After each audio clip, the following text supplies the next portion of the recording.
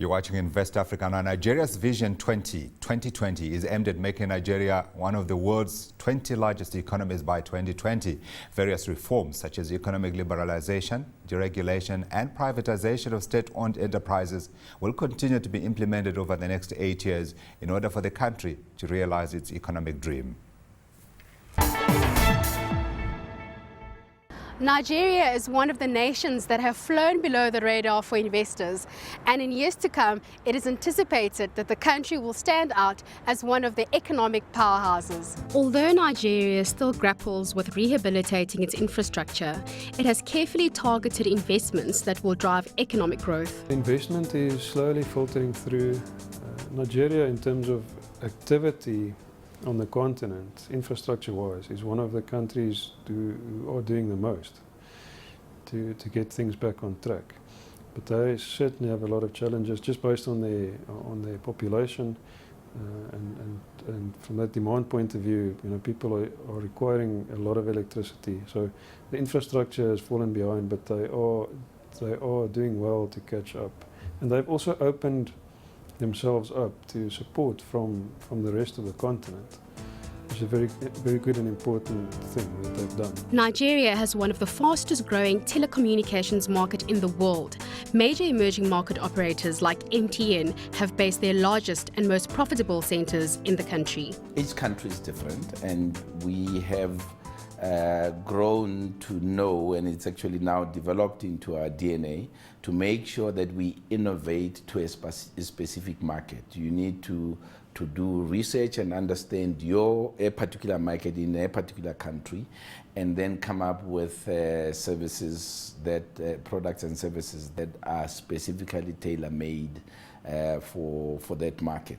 Some products are general and can be adapted easily from market to market, but some need to be specific to what the customers in that particular market are looking for. However, to improve prospects for success, potential investors must educate themselves extensively on local conditions and business practices. We have regular communication with our distributors to make sure that we understand what their needs are, how can we assist them in running more efficient and more effective businesses, while it helps them develop, while it brings economic development in their lives and in their families. It also helps us to make sure that we get our products out there to the people. So it's a win-win situation. And as I say, each country is unique. There are basics that we learn from one country to the next, but you really need to understand a particular country that you're in to be able to make sure that you maximize your offerings and your partnerships with that particular community.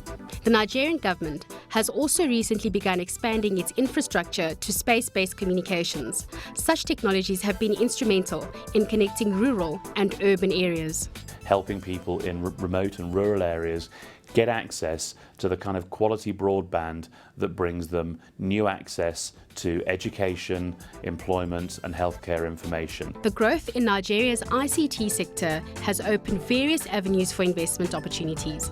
However, this growth could soon begin to decline if the poor power supply is not addressed. Yes, those are real challenges, but then you look at them and say, what else can I come up with which will not only enable me to do business, but that will also benefit the community, and that will also benefit the country and the world in us getting greener, as opposed to just sticking out and just getting generators running all the time, more especially in Nigeria, because in the past we have seen it's a lot easier to do that because diesel is subsidized, although that's going away. But even with that, you need to be looking at what are the alternatives that are good for the environment and that makes good business sense. As the big headliners for economic growth lose their appeal, the search for new stars has begun, and enhancing regulatory frameworks, rebuilding and maintaining infrastructure will ensure that Nigeria is ready to take centre stage. Dubisha Makhanyele, Johannesburg. Thanks again to Misha. Now, still with me in the studio is Diana Games. She's CEO, Africa at Work, and Joel Chimanda, his principal, JC Capital, and Suresh Chaitu, Sector Director, Banks and DFIs for Africa and Latin America at RMB. Let's begin before we move on to the other discussion, which we'll take at the end of the program, just look at the opportunity that Nigeria represents. I mean, we talk different numbers here. I just hit just under 200 million people in terms of population. So it's a large population. We're talking about the 41st largest economy in the world. Let's outline those investment opportunities in Nigeria. Let me begin with you from a banking perspective. Just quickly, if you can run us through those investment opportunities. Godfrey, the bankable population in Nigeria, if you just look at the amount of people banked. Speaking like a true bank. 10% of Nigerians are actually banked. Right. So this represents a huge opportunity for the banking sector.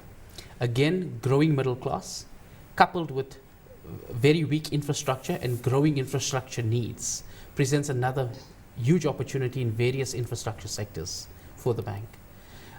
We've been dealing for the past 10 years in Nigeria, and in starting up an investment bank in Nigeria, what we really wanted to do is we've already identified the opportunities for growth in these various sectors and want to obviously capitalize on those opportunities by working with both local and international banks to actually bring some of the visions that the government has set in Nigeria to the fore. Yeah. Joel, I know you've identified infrastructure and particularly power is the key, but from where you stand as an investor, if you can For us, we identified 4 broad areas. Okay. The first area is energy, power, infrastructure. Right. The second area is real estate, and I'm talking property where you have residential, you have commercial, and you have retail. Okay. And the third subsector that we identified is the mid-cap SMEs. And in that subsection, we are looking at companies that are sitting in the manufacturing, in the agro-processing, and in the mineral beneficiation subsector.